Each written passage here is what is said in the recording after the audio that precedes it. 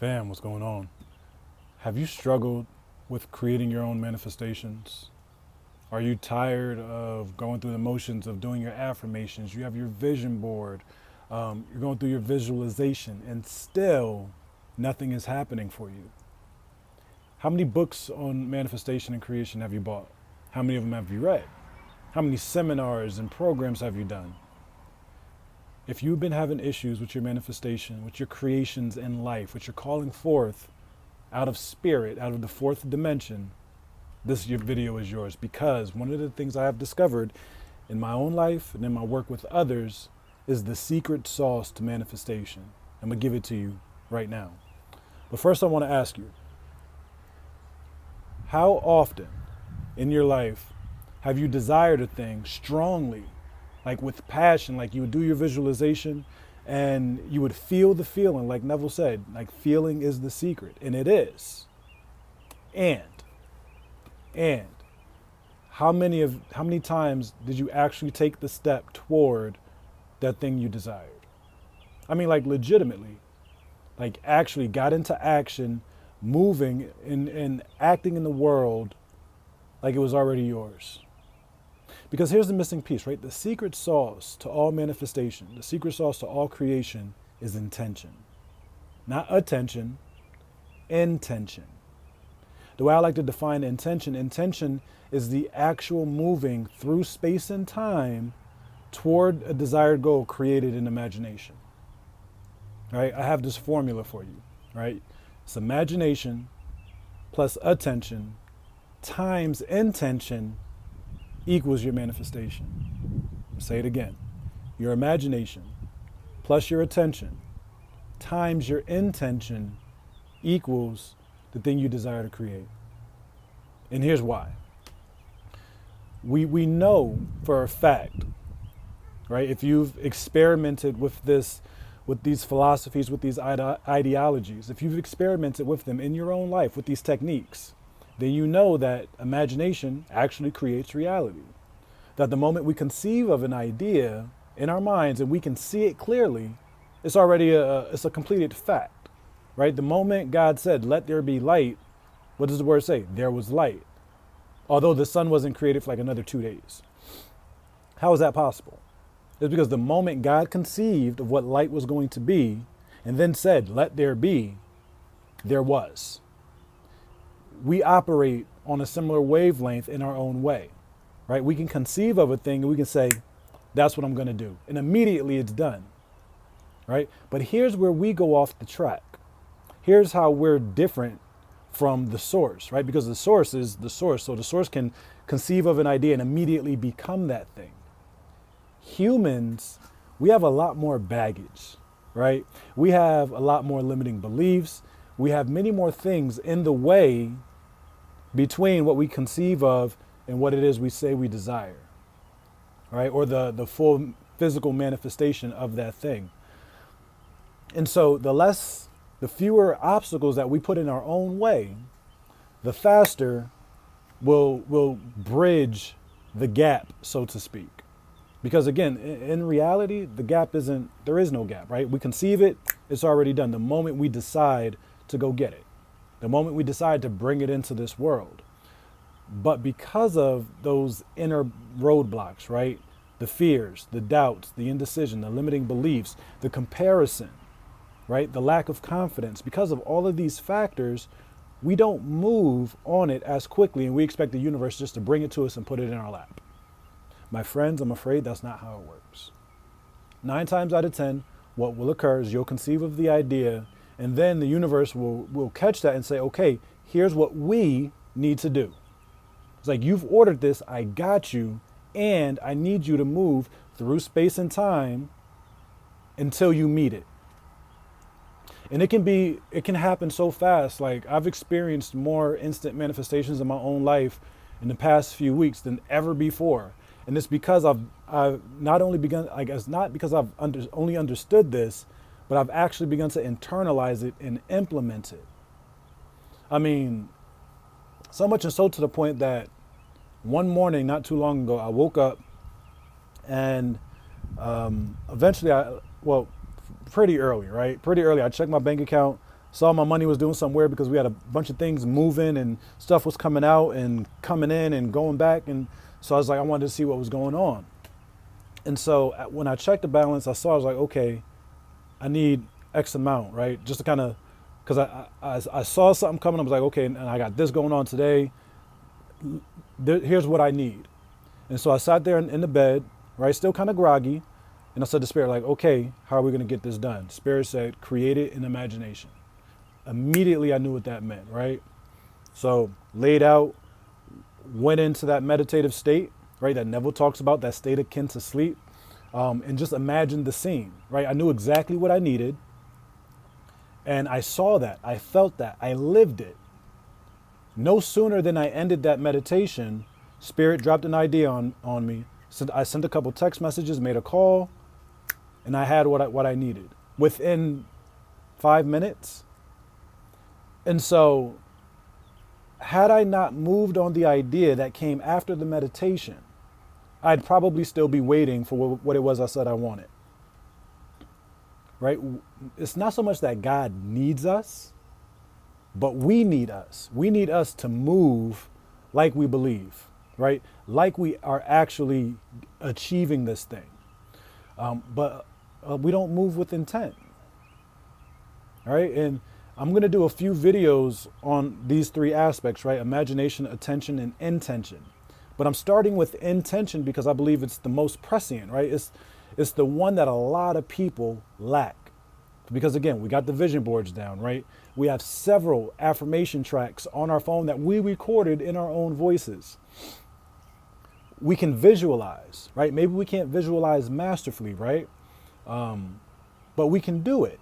Right? We can see it. We got it on our vision boards. We have it on our screensavers, on our phones, as our wallpaper. But yet and still, nothing's happening for us. And if I were a betting man, I'd wager that it's because we're not moving with intent. We haven't decided that it's ours, so we don't move toward it like it is. Right? Because again, once we conceive of the idea, Spirit immediately says it's done. Right? And God said, and it was. God said, and it was. You say, and it is. If you believe that, then the moment you say it and Spirit drops that next inspiration and gives you that nudge, right? It may not make sense. It's probably going to rub up against an uncomfortable spot. You might say, oh, well, if I ask this person for this, then they're probably going to look at me weird. If I post that, people are going to judge me. Or if I go here, I might lose my job. Or if I do that, this person might leave my life. I might not be loved, right? All these fears that ultimately revolve around our untimely death. That's ultimately where things end up, right? It's like if I lose love, I'll lose my house and I'll die. So that's what intention is. It is the moving through time and space toward what it is we desire. Now, here's why I believe a lot of us don't move with intent. It's because we're too easily distracted. Yes, there are those internal fears. Yes, there are those things that come up for us on the inside that prevent us from moving forward. But also, there's so much external to us that we can't move forward effectively. It's like every time we get ready to do something, something else comes up and saps our attention. And so where we had once intended to go here, we said squirrel, and now we're going that way. So we have to become more focused on our intent in life than what's going on. Because the outside world is merely reflecting your own inner world anyway. So if we could catch that understanding, then we'll recognize that there's no need to be hooked on to and attached to every single thing that's occurring. A friend of mine asked me not too long ago, he's like, hey man, what do you think about this, world event happening, da da da. I'm like, listen, ain't nobody involved in that situation putting any food on my table for me and my kids. I'm not being apathetic. I mean, people are going to be people. People are going to have people problems. It is what it is. That has nothing to do with what I'm creating right now. So why am I going to give it my attention? Why am I going to give it my intention and energy? Doesn't make much sense. So because we are so distracted, it's the reason why we have things like half creations, right? I know you have a few of those where You start out towards something, like you get some things moving, you register for this, you get a license for that. You may start to, get a facility, look at some properties. But then something different, something better comes along, something else to grab your focus. And so we're left with this half creation because we weren't intent enough, we weren't committed to our intention enough to see it all the way through. The other thing that comes of these distractions is that we sometimes have no clear direction, right? We'll be bouncing between two ideas. We'll be bouncing between multiple possibilities. You can't be going to 3 destinations at the same time, right? Like if I was leaving New York, I can't be going to Miami and Chicago. I have to pick one. But if I'm like, oh, I want to go hang out on the beach with D Wade and LeBron, or he's gonna be in South Beach this weekend, or oh, I want to go hang out in Chicago and do da da da da. I want to get some pizza and shopping, and like you can't do both. You have to pick one and go with it. You have to actually move in that direction. Otherwise, you will never get there. Another result that comes of all these distractions and inner blocks is procrastination, right? But get this though, procrastination really isn't a thing. It doesn't exist out in the world. You can't go out and find procrastination. It's actually just a label that we've put on our inaction. Because like, when was the last time you actually procrastinated on putting on your shoes? When was the last time you procrastinated on brushing your teeth? Right? You don't procrastinate there.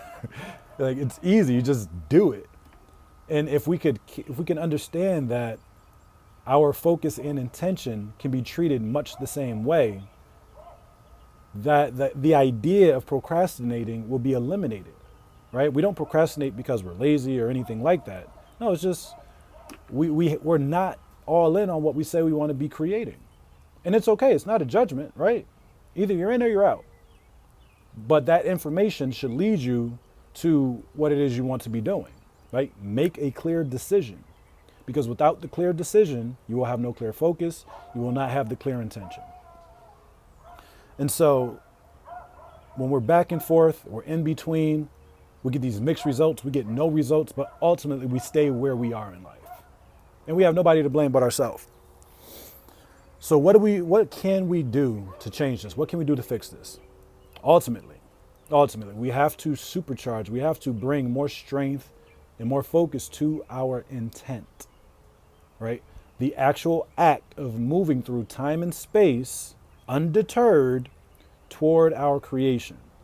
But it's not a random kind of thing. After we've created it and we've made up our minds, this is where we're going, and Spirit has dropped that inspiration, we've gotten that nudge, we're going full steam ahead.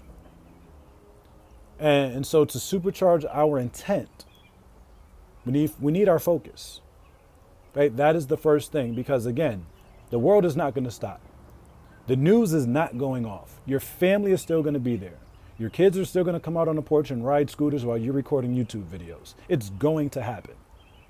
But will you allow that, first of all, to pull you out of character?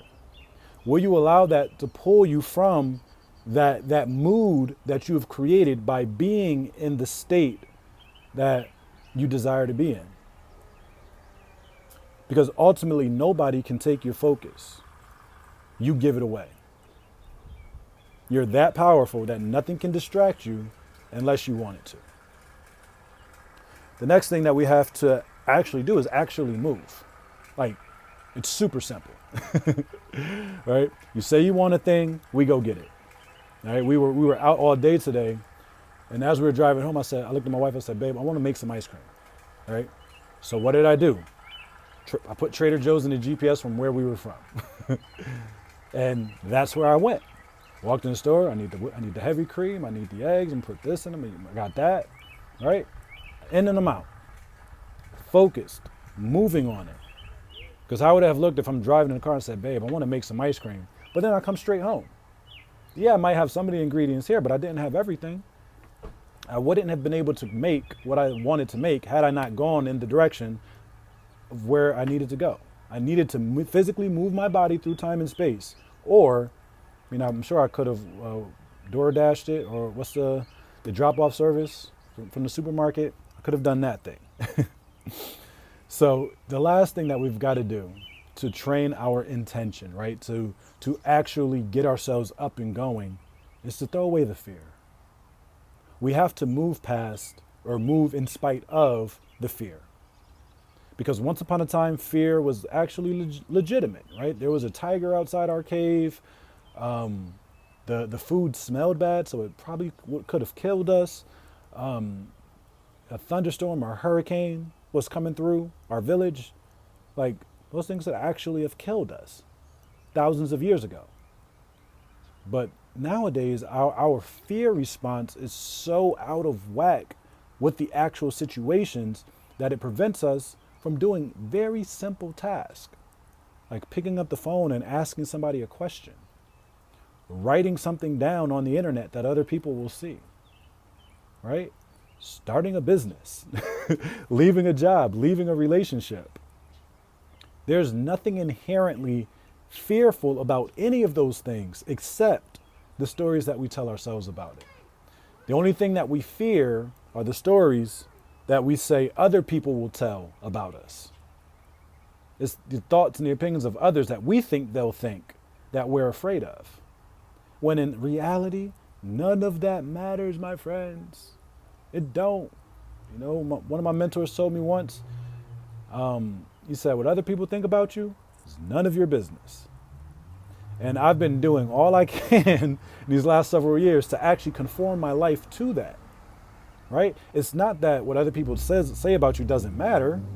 It's just that what other people say about you is none of your business. And it's not up to you to try to read other people's minds to try to figure out what they're thinking about you. That's foolish and a waste of time and energy. So how do we train our intention, right? What's something simple that we can do? Here's an exercise.